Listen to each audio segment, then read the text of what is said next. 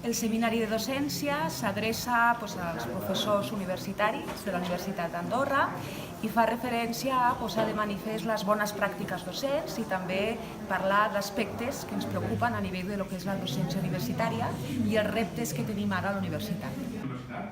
No és un problema d'una deficiència que portin els nanos de secundària, sinó que és una característica que a la universitat s'escriuen i es llegeixen coses diferents de les que s'escriuen a secundària i per tant és lògic que els nanos hagin d'aprendre a fer-ho, no?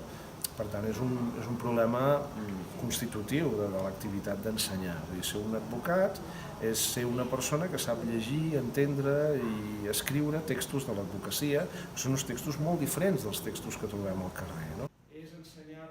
Les solucions són, en primer lloc, que la llicenciatura de Dret, o d'ADE, o d'Infermeria, o d'Educació inclogui assignatures específiques d'escriptura, com fan moltes universitats nord-americanes o europees o d'altres llocs. No? Una altra solució és ajudar els nanos a escriure amb diversos recursos, en línia, amb tutors especials de redacció,